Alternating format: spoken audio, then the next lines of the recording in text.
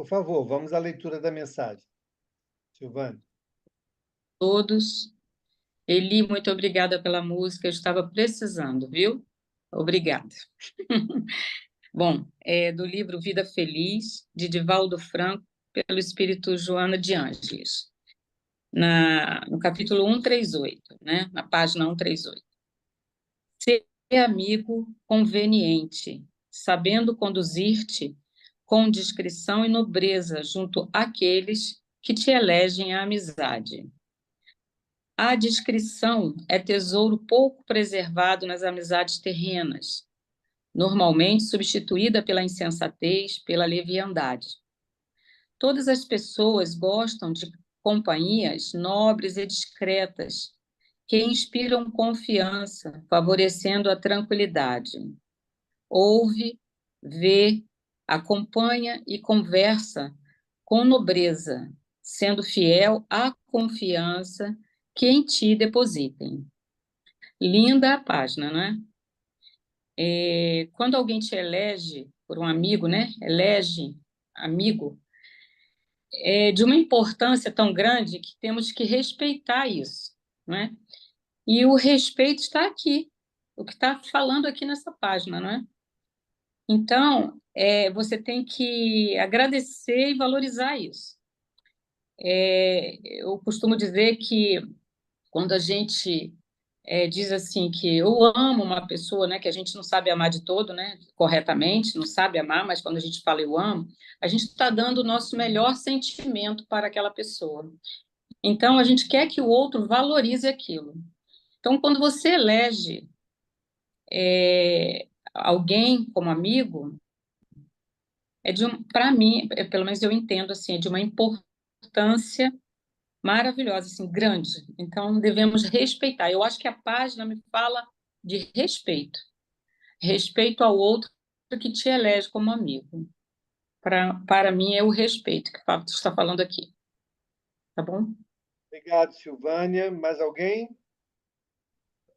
Amigo, eu costumo dizer que é difícil você conquistar, mas uma vez conquistado, não se perde jamais, porque os verdadeiros amigos nunca se despedem, dizem apenas até breve. Ok. Vamos então à nossa prece, por favor. Abre o seu áudio, Sandrinho. Sim. Eu vou pegar aqui a fala da Silvânia, que veio de acordo com o que eu havia pensado ainda há pouco, sobre a gratidão a Jesus por ter tantos amigos, às segundas e terças e quartas, né? E agradecer a Ele por eu estar bem nesse momento. Eu costumo dizer que eu fico boba quando eu estou bem, né? Então, eu devo isso a Ele, porque Ele me deu vocês para compartilhar isso, porque também sem compartilhar isso fica super sem graça, né? Eu sei que pode causar alguma confusãozinha, porque a minha alegria ela é meio expansiva. Assim também quando o choro vem, ele também é expansivo, mas eu preciso dizer muito obrigado por ter vocês ao meu lado e que nunca eu vou esquecer esse momento de estar bem com vocês ao meu lado. Muito obrigada. Que assim seja. Obrigado, Sandrinha. Pessoal, então vamos retomar a pergunta 938. 938. Na verdade, a gente pode voltar na leitura da 937, que é o início do item, né? É. E aí a gente faz a leitura, pergunta e resposta, depois entramos na pergunta de hoje, que é 938A. Tudo bem?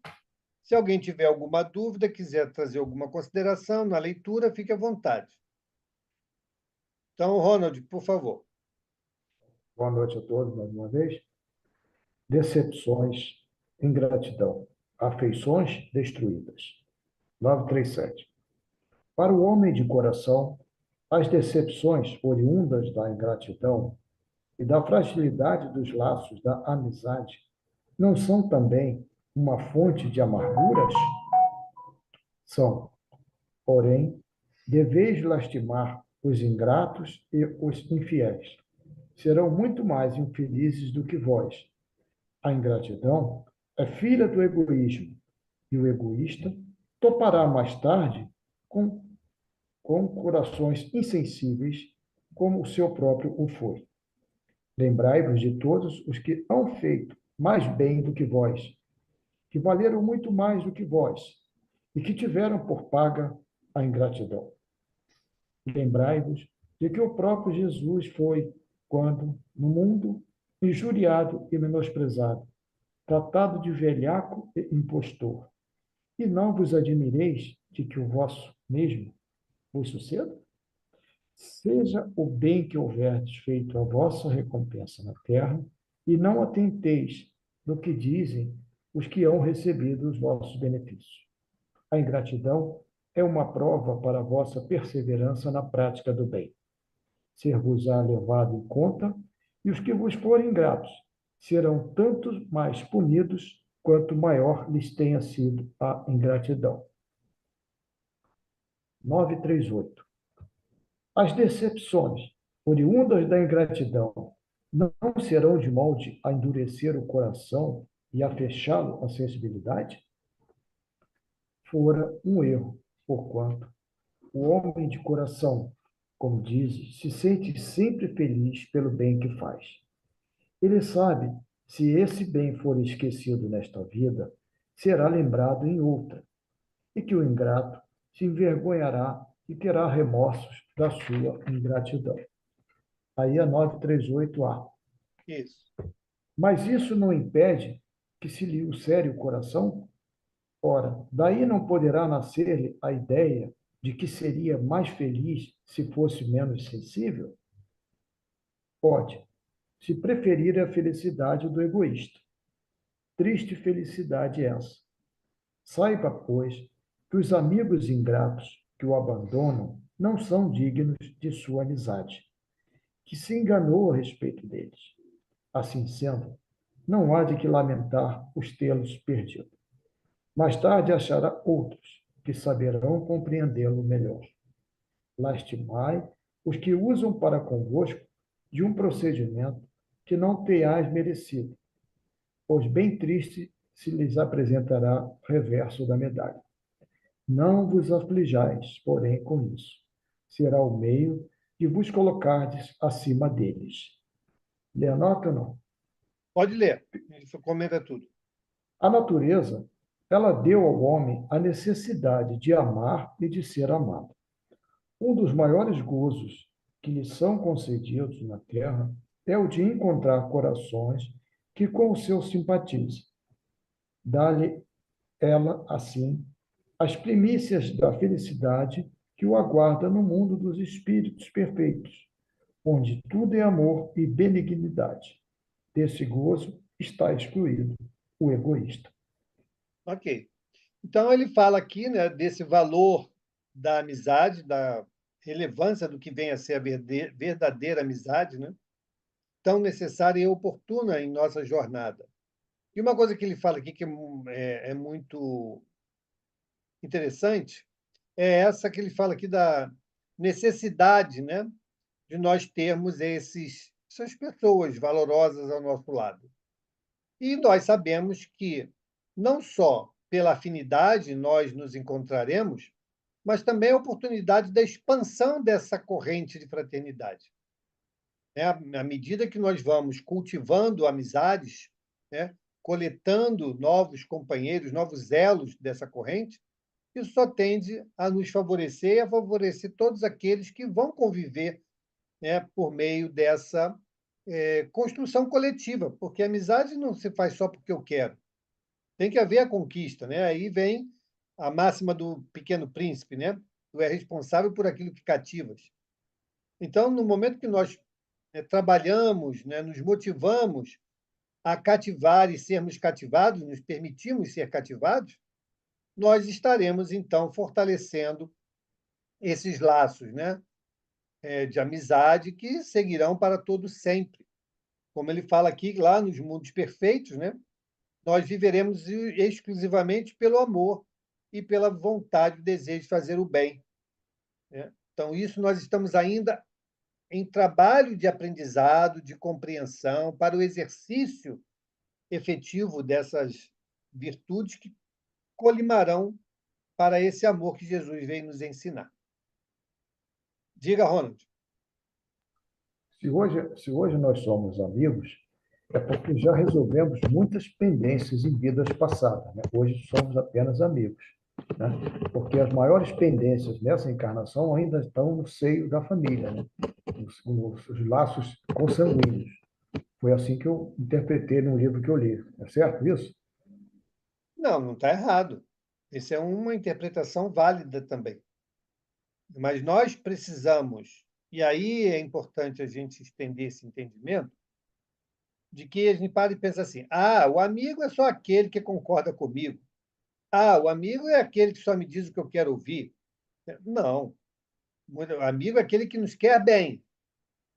Então, aquele que nos quer bem e que move os recursos que possui para nos auxiliarmos nessa construção, né, do homem de bem, esse é o nosso amigo.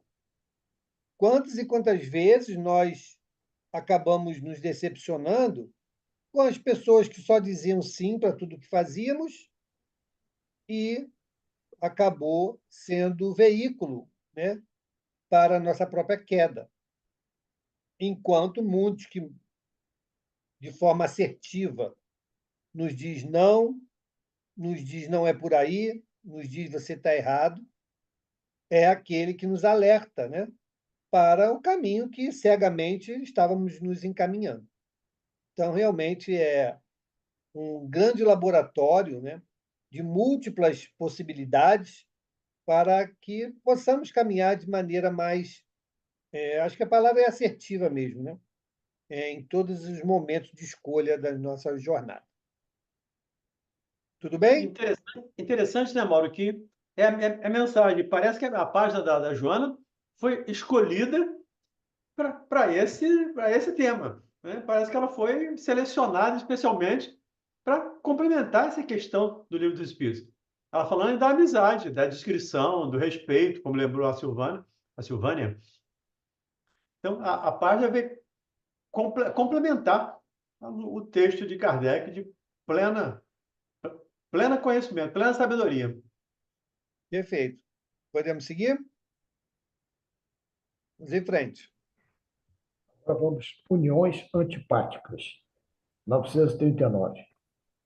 Uma vez que os espíritos simpáticos são induzidos a unir-se, como é que entre os encarnados, frequentemente, só de um lado há afeição e que o mais sincero amor se vê acolhido com indiferença e até com repulsão? Como é, além disso, que a mais viva afeição de dois seres pode mudar-se em antipatia e mesmo em ódio? Não compreendes, então, que isso constitui uma punição, se bem que passageira? Depois, quantos não são os que acreditam amar perdidamente porque apenas julgam pelas aparências e que, obrigados a viver com as pessoas amadas, não tardam a reconhecer que só experimentaram um encantamento material. Não basta uma pessoa estar enamorada de outra que lhe agrada em que se supõe belas qualidades. Vivendo realmente com ela é que poderá apreciá-la. Tanto assim que, em muitas uniões que a princípio parecem destinadas a nunca ser simpáticas, acabam os que as constituíram, depois de se haverem estudado bem e de bem se conhecerem, por votar-se reciprocamente duradouro e terno amor, porque assente na estima. Cumpre, não se esqueça de que é o espírito quem ama e não o corpo, de sorte que, dissipada a ilusão material, o espírito vê a realidade. Duas espécies há de Só um afeição. minuto, Ronaldo. Só um minuto. Ok.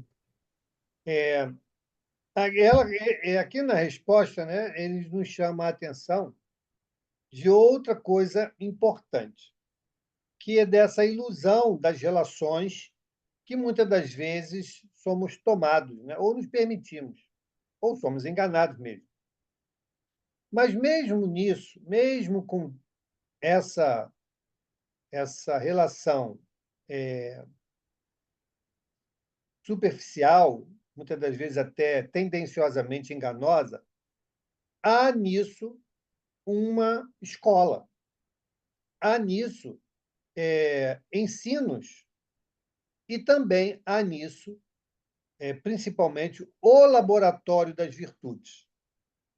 Porque se nós falamos a toda hora em perdão das ofensas, em indulgência, em tolerância, em paciência, né? Perdão das ofensas, nós, invariavelmente, principalmente no estágio em que estamos, vamos nos deparar quase que cotidianamente com situações para esse exercício.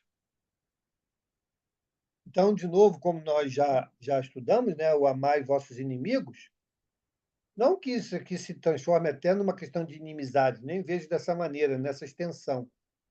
Mas, com certeza, é uma coletânea de oportunidades para que nós possamos expressar, ou pelo menos exercitar, os valores aos quais estamos imbuídos em fazer crescer, né, em nós. Então, é nessa parte mais próxima de nós, quando submetidos a relações que julgávamos sólidas, que julgávamos afeituosas, elas podem se demonstrar exatamente o contrário, como ele nos fala aqui na resposta. Mas como será a nossa reação em relação a essa mudança de expectativa diante de uma realidade nova ou diferente? É aí que nós temos que fazer valer o homem de bem, né? Pode até ser que nessa nova situação a gente crie determinadas reservas em relação a essas pessoas. É natural, né? O Evangelho nos fala sobre isso. Mas que isso não seja campo para animosidades.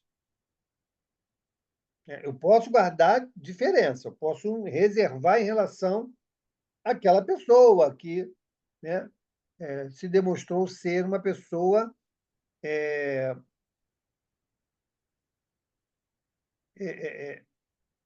de pouca confiança, né?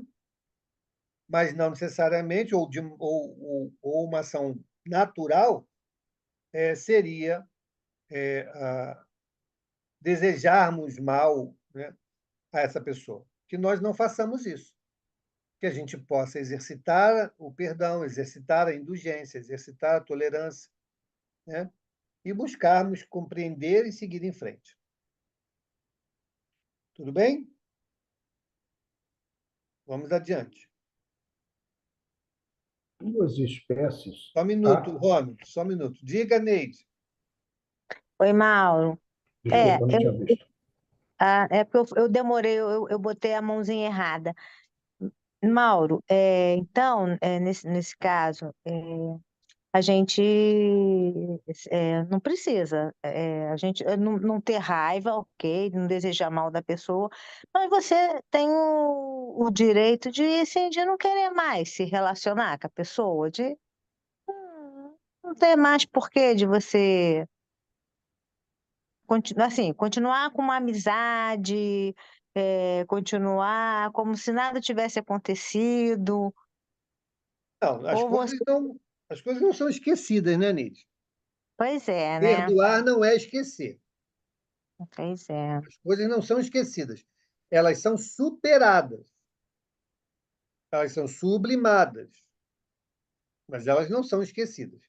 A prova disso é nós pegarmos qualquer romance e nós vamos ver a descrição em detalhes daquilo que nos aconteceu. Não é? Então, isso não é esquecido. Mas ele pode ser e deve ser sublimado.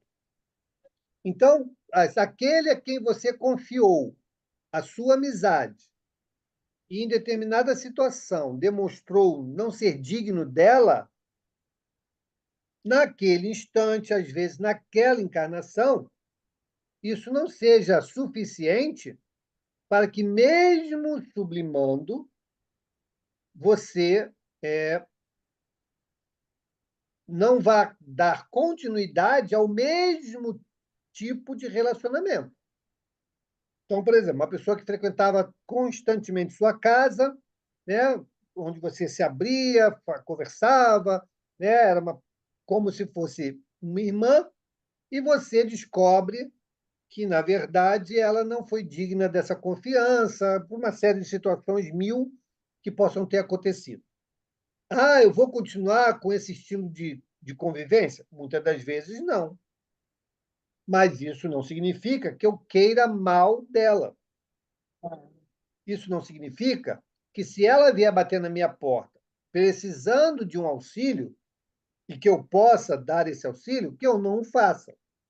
Entende? Essa é a diferença. É isso que o Evangelho nos ensina. Ele diz lá com todas as letras: você não vai ter o amor por um inimigo do mesmo que você tem por um amigo. Né? Então, existe diferença.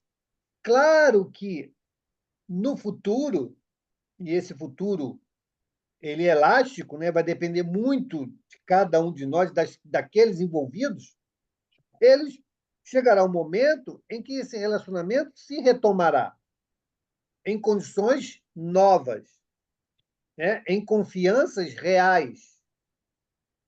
E aí seguiremos em frente, porque se a nossa destinação final é o amor em sua plenitude, não pode haver espaço nessa situação para nenhuma reserva contra aqueles, né, que, no nosso caminhar, foram parte ou, né, foram instrumentos para a construção desse sentimento sublime. Né?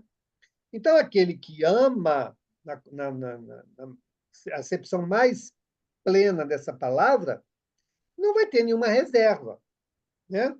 Assim como Jesus nos exemplificou.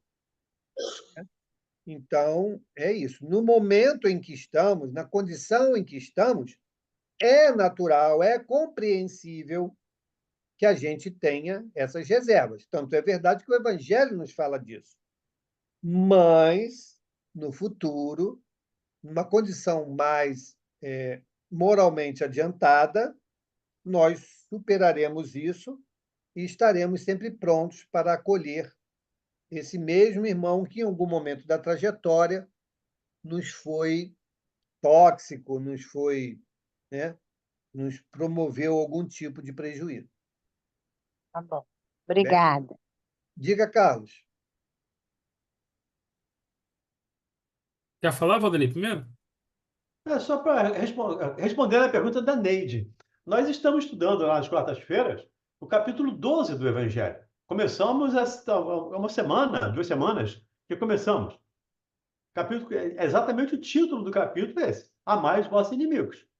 E no item 3, que o Mauro fez esse estudo lá recentemente, os espíritos, Kardec nos diz lá, né? Isso é uma condição física de atração e repulsão de fluidos.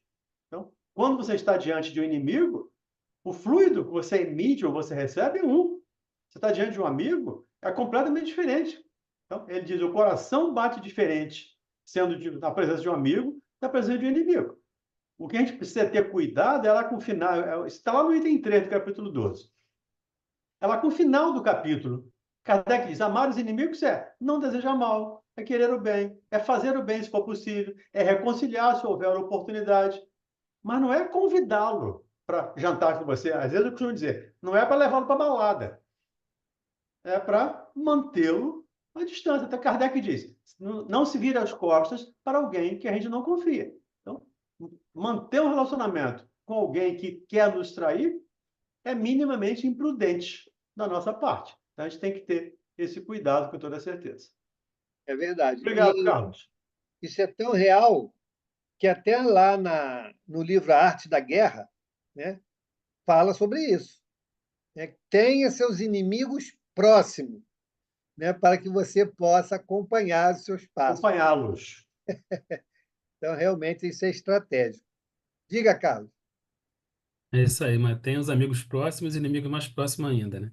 É, você como no comentário, quando você começou a comentar, você falou de exercitar as virtudes, algumas virtudes, né? Com esse tipo de relacionamento. Mas vamos pensar um irmão que seja bastante. Ele trabalhou a virtude da prudência e ele não se deixa levar por esses relacionamentos.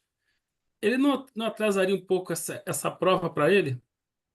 De ter que Não. passar por aquela situação, de ter que ter aquele imbróglio para depois se Se ajustar, ele, não? se ele está se dedicando à prudência, ele está caminhando nesse sentido. Não está atrasando. Ele está fazendo aquilo que ele pode. Então, se ele entende que até onde ele pode ir é no campo da prudência, ok. Chegará o dia, então, que, uma vez sedimentada a prudência, ele parta para a indulgência. Ele parta, entendeu? E assim nós vamos, porque nós não vamos conseguir, gente, acumular N virtudes numa tacada só. Muitas das vezes nós precisamos sedimentar uma para servir de degrau para outra. Entende? Então, nós falamos das virtudes e elencamos aquelas que conhecemos como meta a ser alcançada. Mas é de degrau em degrau, é de passo em passo. Ninguém acumula virtudes múltiplas numa tacada só. Até porque, repito, muitas vezes precisamos sedimentar uma para poder servir de degrau para a próxima. E quando ele fala de prudência, né, Mauro? Jesus fala de prudência, ele fala junto de mansidão. Tem a mansidão das pombas, mas a prudência das serpentes. É uma fala de Jesus. Então, junto com a prudência está a mansidão, que são as duas virtudes que caminham lado a lado. Diga, Rosana. Rosângela? Oi. Oi. Diga.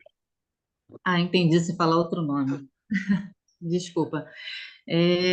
Então, dentro da fala aí da colega que disse que a gente procura se afastar, né, desses relacionamentos que não agregam, né, dentro do que a gente está buscando, e a gente deixa muito claro que, ok, né, que seguiremos em caminhos diferentes, mas sem, da nossa parte, sem nenhum prejuízo, né, na questão de bem-querer, né, até como você falou, se a pessoa precisar e tudo, né,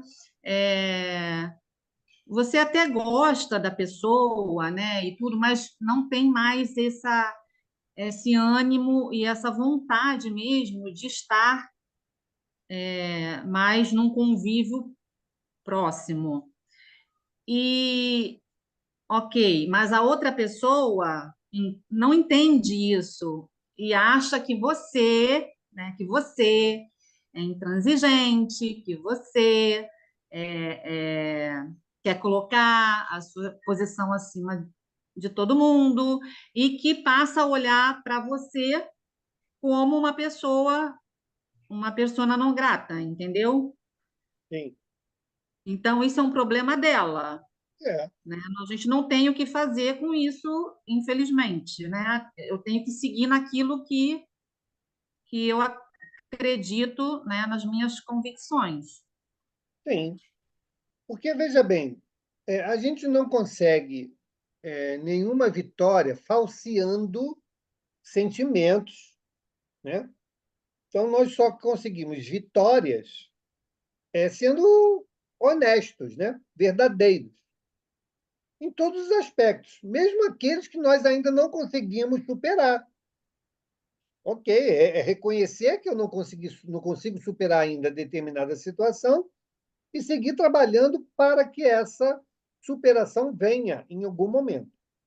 Então, se nós somos honestos né, com essa conduta pessoal, né, nós temos que compreender também que o outro está na mesma situação, né, em caminhos, muitas das vezes, diferentes do que os nossos, pela compreensão que ele alcançou ou não alcançou. Então, dentro dessa perspectiva, isso nos dá uma serenidade muito grande. Bom, eu tenho honestidade de propósito, eu estou fazendo aqui o meu melhor, mesmo que nessa existência a gente não foi suficientemente pródigo naquele relacionamento. Tudo bem, caminho que segue, cada um segue seu lado. Eu faço a minha parte, né, estendendo a mão, sendo ali, estando pronto para prestar o auxílio que eu possa. Agora, se o outro não faz a parte dele, é ele com ele, né? E nós o que temos que fazer? No que eu puder, estiver ao meu alcance, eu for demandado, eu auxilio. Naquilo que a minha compreensão não bate com a dele, ou seguimos pensamentos distintos, que isso fique no campo da particularidade. Ele fica com a visão dele, eu fico com a minha visão, a gente se respeita e vem em frente. Porque teremos muitas outras existências para ajustar esses pontos que ainda são divergentes. E vamos em frente. É assim. Certo. Obrigada. Nada. Podemos seguir, pessoal? Então vamos lá. Duas espécies há de afeição, a do corpo e a da alma, acontecendo com frequência tomar-se uma pela outra. Quando pura e simpática, a afeição da alma é duradoura, efêmera. De uma forma, a afeição da alma é duradoura, efêmera a do corpo. Daí vem que, muitas vezes, os que julgavam amar-se com eterno amor passam a odiar-se, desde que a ilusão se desfaça. Aí, está aí a explicação. Está vendo? Então, nós devemos sempre cultivar, né, os sentimentos que levaremos conosco, né? Nascidos da alma, nascidas do coração, não aquelas que vêm apenas pelo intermédio do que vemos. Porque, às vezes, o que vemos não corresponde ao que sentimos. Nos leva à ilusão, né? Como ele nos fala aqui. Então, se de fato esses relacionamentos, né? Ele fala aqui, ó, se essa afeição, né, ela vem da alma, pode ter certeza que dificilmente isso se quebrará, né? Se isso é recíproco, claro, né, gente? Se é recíproco. Agora, se nós estamos movidos por outros interesses, né, aí tudo é possível acontecer, porque são estruturas muito frágeis para se manterem firmes ao longo das dificuldades, das disputas, né, dos interesses, muitas vezes divergentes, né? E muitas pessoas a gente sabe que se aproveitam de situações para seu benefício. Então, isso não é um sentimento que venha da alma, né? Que seja elo de ligação. É apenas, muitas das vezes, oportunidades de que as pessoas se utilizam umas das outras para saciar desejos, né? E não sentimentos sendo ali cultivados para a eternidade. Tudo bem, pessoal? Podemos seguir? Vamos lá. 940. Não constitui igualmente fonte de dissabores, tanto mais amargos quanto envenenam toda a existência, a falta de simpatia entre seres destinados a viver juntos? Amaríssimos, com efeito. Essa, porém, é uma das infelicidades de que sois, as mais das vezes, a causa principal. Em primeiro lugar, o erro é das vossas leis. Julgas, porventura, que Deus te constranja a permanecer junto dos que te desagradam? Depois, Nessas uniões, ordinariamente, buscais a satisfação do orgulho e da ambição, mais do que a ventura de uma afeição mútua. Sofreis, então, as consequências dos vossos prejuízos. Tá aí.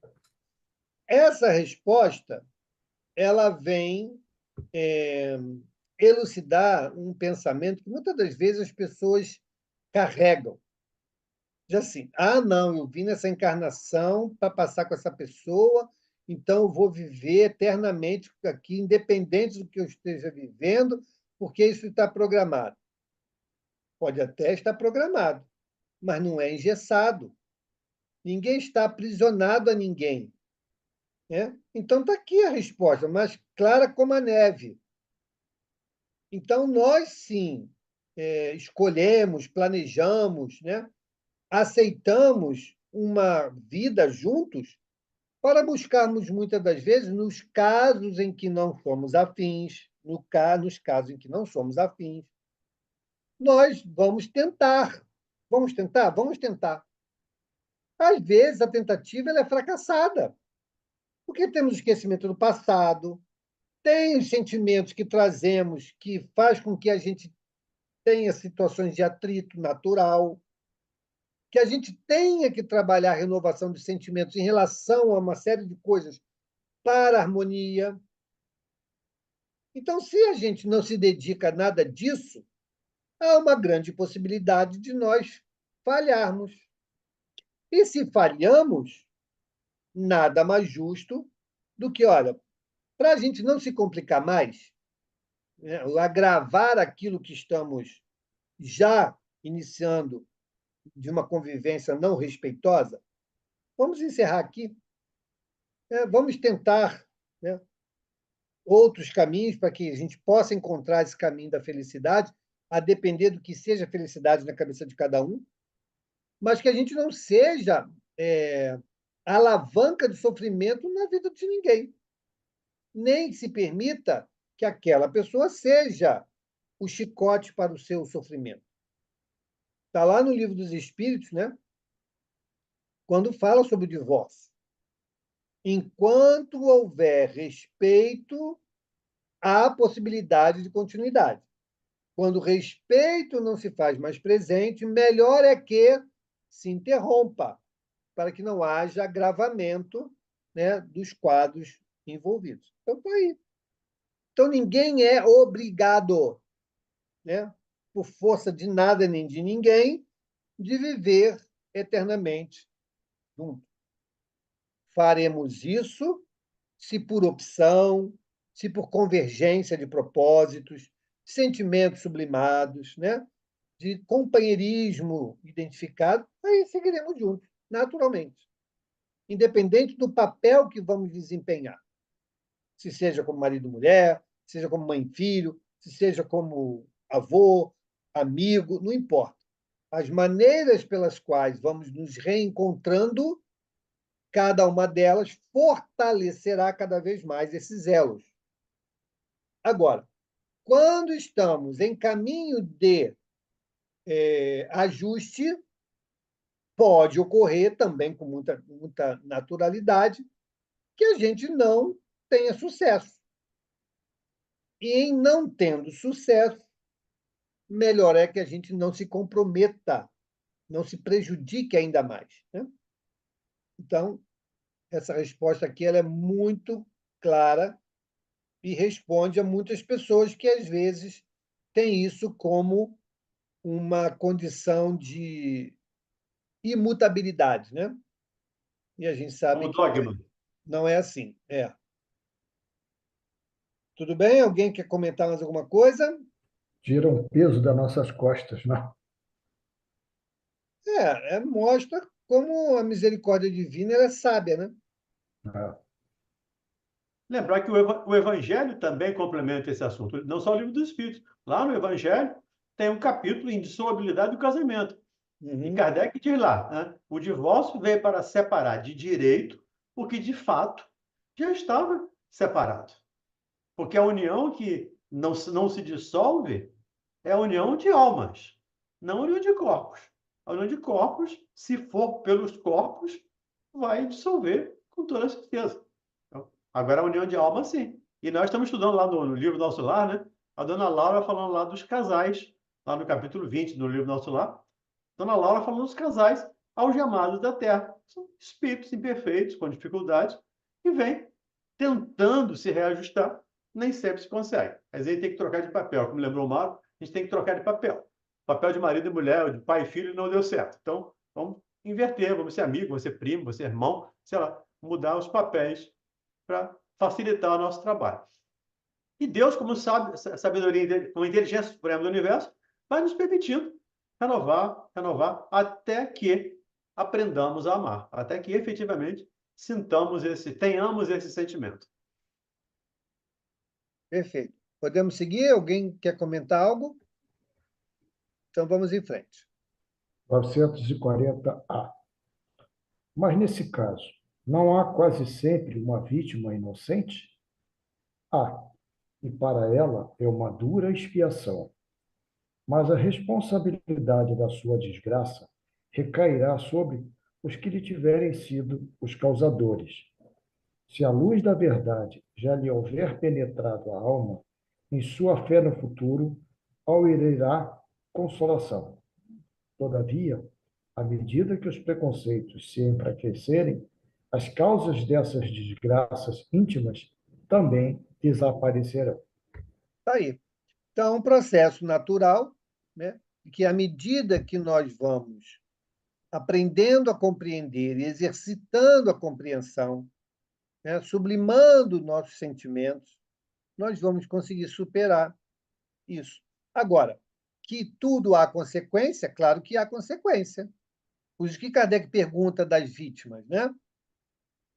Então, sempre vai ficar lá uma marca que vai ser demandada um trabalho, né, de cicatrização, de cura daquele mal que sofremos ou fizemos sofrer. Então, nesse sentido, nós, de novo, a responsabilidade recai sempre sobre nós. Nós é que vamos ser os grandes artífices da nossa felicidade. Nós vamos determinar o tempo em que isso vai se concretizar em nossas vidas. Ninguém vai pré-determinar isso por ninguém. Mas, a depender do nosso esforço, a depender dessa nossa busca incessante e honesta por uma condição mais feliz, também faremos em torno de nós a felicidade, né, relativa a cada um. Como nós não transferimos felicidade, mas nós podemos contribuir para a construção dessa felicidade, né?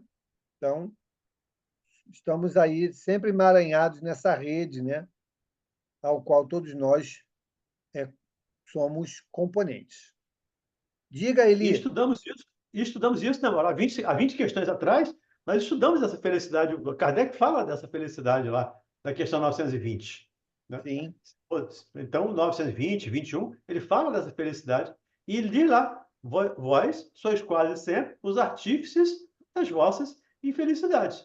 Nós é que criamos as nossas dificuldades, as nossas dores. Diga, Eli. Ô, Mauro, a nossa doutrina é bem clara nos mostrar que não existem vítimas, não é? Sim. É para a gente não ficar se vitimando com nada, porque, afinal de contas, se nós estamos passando é porque algo causamos, né? Essa pergunta de Kardec aqui deixa bastante, né?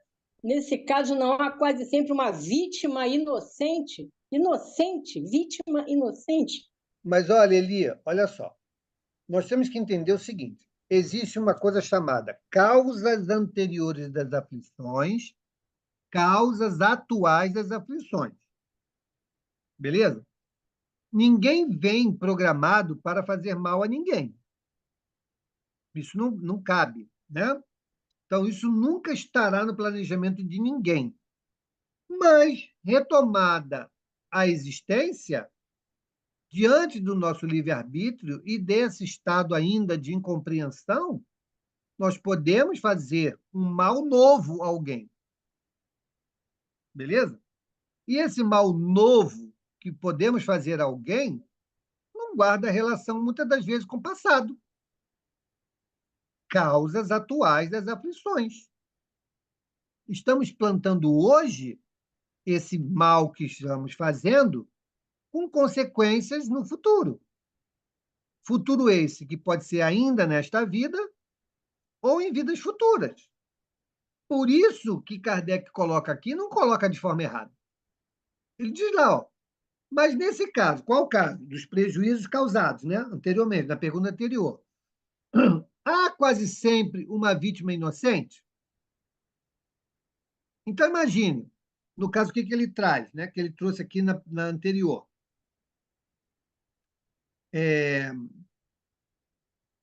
Vamos ver aqui para a gente pegar o gancho de uma coisa com a outra, porque Kardec sempre vai fazendo o encadeamento de ideias. 940. Ele Então, pergunta: não agora, constitui igualmente fonte de dissabores, tanto mais amargos quanto envenenam toda a existência, a falta de simpatia entre seres destinados a viver juntos? tá, ok, para aí. Olha o que Kardec está perguntando. Se essa convivência juntos, né, e esses dissabores que acontecem, se isso, na verdade, não envenena as relações. E por que isso acontece? Então, porque são almas afins? Não. São porque são almas que essas sim trazem divergências de posicionamentos, ou até mesmo uma relação inamistosa, já do passado, pode acontecer. Aí eles respondem lá, ó, amaríssimos com efeito. Essa, porém, é uma das infelicidades que sois, as mais das vezes, a causa principal. Então, nesse caso, ele está dizendo que muitas vezes nós somos a causa principal desses dissabores nos relacionamentos, né, nas existências daqueles que vão viver juntos. Aí ele continua. Em primeiro lugar, o erro é das nossas leis. Muitas das vezes as leis impõem determinadas convivências. A gente às vezes nem queria, mas é obrigado, né? A lei e a religião, né? A As religião, lei, né? religião. Costumes, né? Aí continua. Julgas, porventura, que Deus te constranja a permanecer junto dos que te desagradam? Ele está perguntando. Então, você acha, perguntando para Kardec, você acha que Deus vai te impor uma coisa dessa?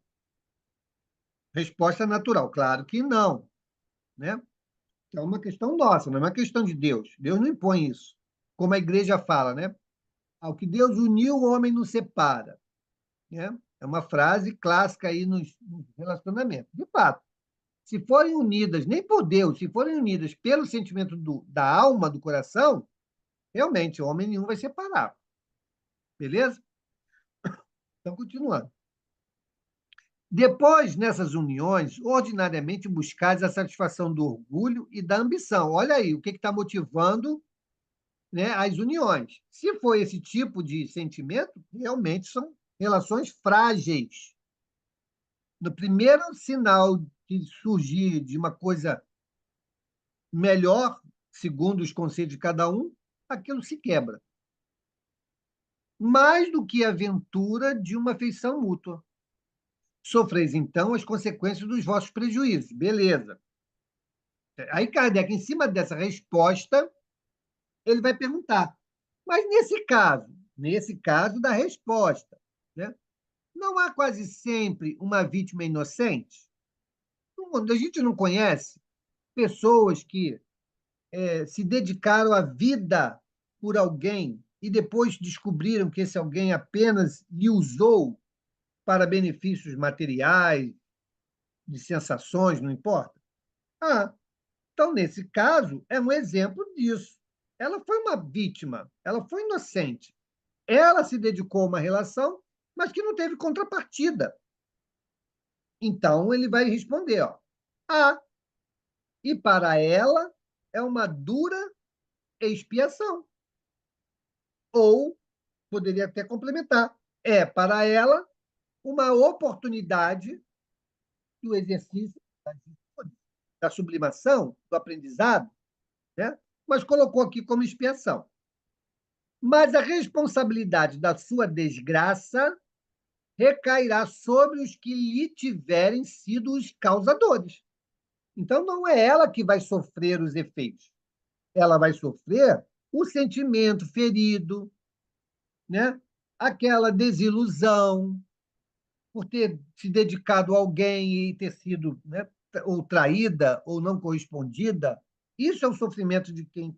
Mas quem causou isso, é quem diz aqui, ó, é sobre esse que recairá, de fato, as corrigendas, né, sobre o que ele fez o outro sofrer. Aí ele continua, ó, se a luz da verdade já lhe houver penetrado a alma, em sua fé no futuro aurirá consolação. Opa, então eu sei, né, tive a infelicidade, né, de sofrer isso, mas eu sei, como a doutrina espírita nos orienta, né? Mas eu sei que o futuro virá, né, que Deus se encarregará de ajeitar todas as coisas. Cabe a mim compreender, cabe a mim perdoar, cabe a mim ser indulgente e seguir em frente. Trabalhar em mim esses sentimentos, né, que vão nos levar muitas das vezes a algum sofrimento. Pode ser que eu consiga superar isso sozinho, pode ser que não, pode ser que eu precise de ajuda profissional, não importa, mas vamos seguir em frente na jornada, levando em consideração que a vida futura, tantas quantas forem necessárias, terá a grande responsável por harmonizar tudo isso. Porque nós vamos compreendendo, nós vamos trocando de papéis, nós vamos ali nos afinando, até que talvez numa outra encarnação, em condições análogas àquelas que originamos o problema, possamos revivê-la de forma melhor, né? De uma forma mais equilibrada. E aí ele termina. Ademais, à medida que os preconceitos se enfraquecerem, as causas dessas desgraças íntimas também desaparecerão. E aí volta aquela resposta lá do início, quando ele fala que quando nós estivermos em mundos perfeitos, nós viveremos o amor e a benignidade. Mas nós não estamos lá, gente. Nós estamos lutando contra as nossas próprias dificuldades. Então, é natural que a gente ainda tropece muitas vezes. Mas hoje, pelo menos, nós estamos sendo esclarecidos. O ponto em que estamos é o ponto de esclarecimento. Isso não significa que amanhã eu já faça integralmente o que eu estou hoje buscando compreender. Eu falo sempre que a gente vive um processo. Primeiro eu vou ter contato, depois eu me interesso, busco conhecer, conheço, reflito, vou aderir ou não. Se eu aderir, vou para a próxima fase. Qual é? Do exercício. Buscar viver aquilo para sedimentar. Depois de sedimentar, se transforma em virtude. Se lá naquela pergunta eu disser, apesar de eu ter analisado, não quiser, eu interrompi ali o processo. E aí o tempo dirá. Beleza? Então, nós precisamos entender isso, porque a decisão é nossa. Hoje, estamos ouvindo uma série de coisas aqui. Né? Cada um de nós viveu ou vive, ou poderá viver no futuro, situações como essa. E cada um de nós vai tomar uma decisão distinta. Ah, lá o Valdemir tomou essa decisão, a vida dele está uma beleza. Vou fazer igual. Pode dar errado, tudo errado. Porque o contexto da sua vida não é o mesmo contexto. Beleza, pessoal? Beleza, Eli? Então, não caia nessa canoa furada de que tudo está amarrado, né, exclusivamente, fatalmente, a algo no passado. Podemos começar um problema hoje. Tá? Beleza, Mauro. Falou. E lembrar também aqui que quando Kardec fala no inocente, ele fala, pelo menos eu interpretei assim, na presente reencarnação. Sim. Hoje. Ele é inocente hoje. Mas os espíritos corrigem logo na primeira fala deles. Sim, e responderão e representa para ela uma dura expiação. Então, é inocente hoje, mas tem toda uma história que está embasando essa situação. Não é ao acaso. Beleza? Vamos em frente? Falta 5 55, minutinhos. Mauro. Então, na semana que vem, nós iniciaremos o item temor da morte, na pergunta 941. Então, vamos fazer a nossa prece. Quem gostaria de fazer a nossa prece?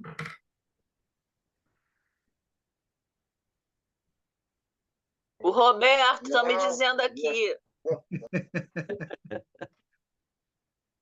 Se quiser, fica à vontade. Não? Tá bom. Brincadeira. Carlos Santos levantou a mão. Quem? Ah, não. Eu pensei que tivesse levantado a mão do Carlos Santos, mas não foi, não. Tá bom. Então, vamos lá, pessoal. Só pode um. Pode fazer, Amaury. A Amaury está ali sempre pronto para. Abre o seu áudio, Amaury. Agradecer quando a gente chega feliz ao final, quando tudo completa a gente, quando a gente se vê nos momentos bem, é muito gratificante. Então, vamos dizer assim, meus irmãos. Paizinho do céu, como nós estamos contentes por mais esses momentos junto ao vosso amado Filho Jesus. Mas dá, Paizinho, que consigamos nós, que temos transbordando em nós todos esses eflúvios que emanam do vosso amor e do amor dessas entidades que conosco comungam o aprendizado. Dá, Paizinho, que consigamos entregá-los a todos aqueles que rondam o nosso arquivo mental, nos fazem sofrer e nem sabem disso, Paizinho. Pois que agora nós temos a certeza que todos estamos juntos e que o que vale mais é a nossa intenção, o nosso pensamento. Não que as ações superem isso, mas o pensamento é o mais importante. Então, Paizinho, garanta que consigamos entregar com todo esse carinho que recebemos a esses nossos irmãozinhos. Não importa o planeta, não importa o país, não importa a cidade, não importa o grau de parentesco. O planeta é nossa casa, seus habitantes, nossos irmãos. Paizinho, e mais, que o SEAC, esta casa que multiplica-se em cada um dos lares que estiveram agora junto a Jesus, possa ser abençoado e todos os seus trabalhadores, Senhor. Que não lhes falte a visão bem acuidada, bem acústica, para conseguir não se desviar do caminho como nós queremos não nos desviar, Senhor. Abençoe os propósitos de todos aqueles que estiveram aqui conosco e permita, nesse momento, Paizinho, em nome de Jesus, dar-nos por iniciada essa salinha de aula maravilhosa. Obrigado, Paizinho. Que assim seja. Que assim seja. Obrigado, Amaury. Graças a Deus. Pessoal, eu vou encerrar.